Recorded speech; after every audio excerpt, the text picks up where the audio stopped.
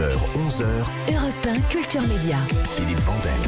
Bonjour Christophe Blain. Bonjour Philippe Vandel. Content de vous rencontrer, dessinateur, scénariste de BD. Vous êtes fait connaître du très grand public avec la BD Quai d'Orsay. Pourquoi je la cite? 500 000 exemplaires vendus avec les 2 tomes qui racontaient la vie quotidienne au ministère des Affaires étrangères, qui se trouve Quai d'Orsay justement, et qui est devenu un film avec Thierry Lhermitte dans le rôle de Dominique de Villepin. Mais avant ça, j'oublie pas que vous aviez obtenu en 2002 le prix du meilleur album en Angoulême pour Isaac le Pirate et que vous avez repris les aventures du célèbre lieutenant Blueberry. On en reparlera. Mais si on vous reçoit, c'est pour voler au secours de la victoire, pour parler de cette BD phénomène, la plus vendue de l'année, Le Monde sans fin, que vous avez co-signé avec Jean-Marc Jancovici, c'est chez Dargaud. Déjà 330 000 exemplaires vendus et c'est pas fini. Alors je vais présenter l'objet. Vous avez vu le son qu'il fait? Je l'ai pesé ce matin. 1,2 kg. 180 pages grand format, 27 €. Projet très ambitieux qui part d'une rencontre, d'un trajet en voiture avec ou sans la clim, j'ai pas bien compris, et d'une rencontre avec des climatologues. J'ai assez parlé, c'est à vous. Oui, donc comment c'est né? Comment c'est né? Alors oui, c'est né le point de départ était dans une voiture sans climatisation parce que justement il faisait pas trop chaud. C'était en Normandie. Je faisais un trajet dans une petite voiture de location en Normandie avec ma compagne et à ce moment-là il y avait une canicule à Paris. Et on était en train de la fuir, mais sans s'en rendre compte, je ne savais pas qu'il y avait une canicule à Paris. Et j'ai lu les premiers articles, ça semble étonnant maintenant, mais c'était il y a 4 ans exactement. Enfin, oui, c'était au mois de juillet-août 2018. La canicule, à l'époque, on ne mettait pas en lien les épisodes de canicule et le réchauffement climatique. C'était la première fois qu'on le faisait dans des grands médias. Ça semble étonnant maintenant. Mais en fait, c'est assez récent. On ne parlait pas du réchauffement climatique comme on en parle maintenant. À l'époque, on vous prenait pour le dernier des crétins, on vous disait attention, il ne faut pas confondre le climat et la météo.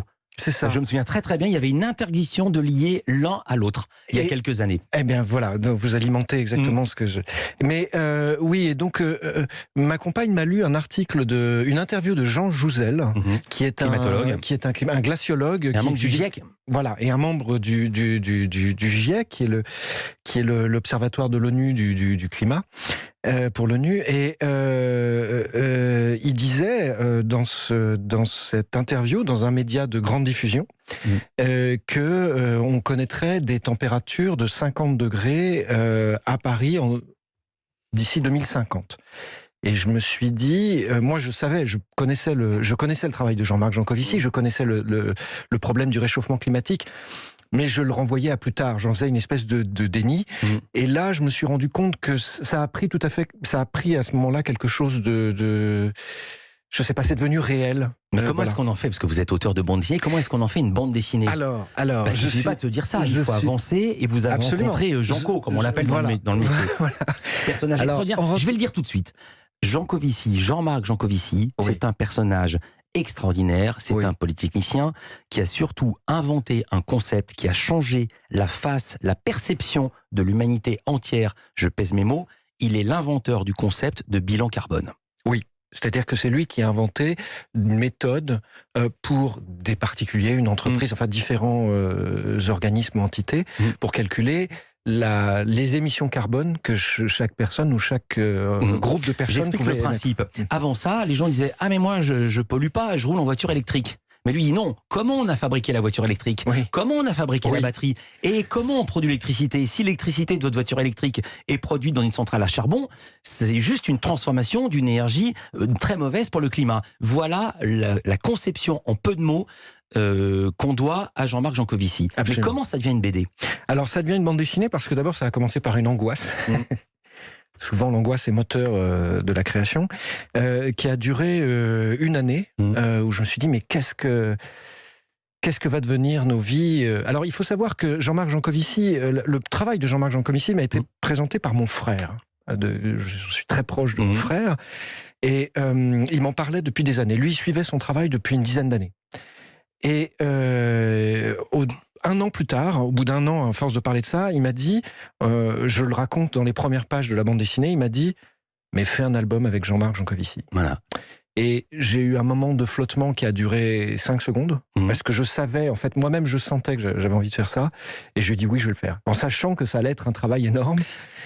C'est un travail énorme, c'est absolument prodigieux, il y a des chiffres complètement dingues, je sais même pas par quoi commencer, mais tout est fou, et la manière qu'il a de présenter les choses, c'est qu'il rend totalement visible des choses absolument complexes sans jamais céder à la facilité d'une explication bâclée.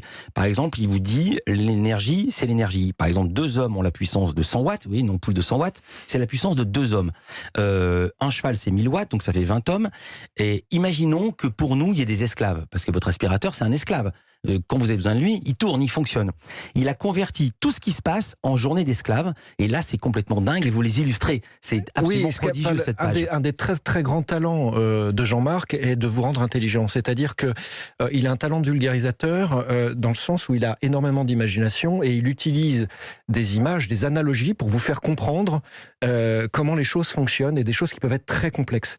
Et notamment, l'image des esclaves est très parlante parce qu'il dit, lorsqu'on utilise un mixeur, un petit mixeur à soupe banal qu'on a dans sa cuisine, on déploie une énergie qui correspond à 4 cyclistes en train de pédaler. En train de pédaler, des cyclistes qui montent un dénivelé de 2000 mètres, la moyenne de force dans les cuisses qu'ils vont devoir développer. Et quand c'est un ascenseur, ça va être 50 cyclistes.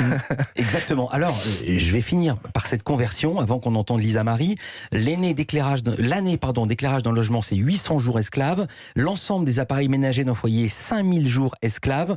Le plus impressionnant, la fabrication d'un smartphone, 400 jours. Fabrication d'un ordinateur, c'est comme si un esclave travaillait 5000 jours pour faire votre ordi. Et c'est là où je veux en venir.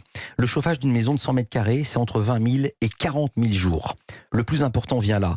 Il vous dit, tu te rends compte alors que les économies d'énergie significatives n'ont rien à voir avec éteindre la lumière ou utiliser des tasses à café recyclables. On se rend compte que nos petits gestes du quotidien, ça sert quasiment à rien. C'est encore plus complexe que ça. Vous étiez déjà comme ça, curieux, quand vous étiez enfant ? Oui, j'avais une forme de curiosité, j'avais beaucoup d'imagination en tout cas. C'est le portrait pré-fame de Lisa Marie Marquez, Culture Média continue. On est avec Christophe Blain.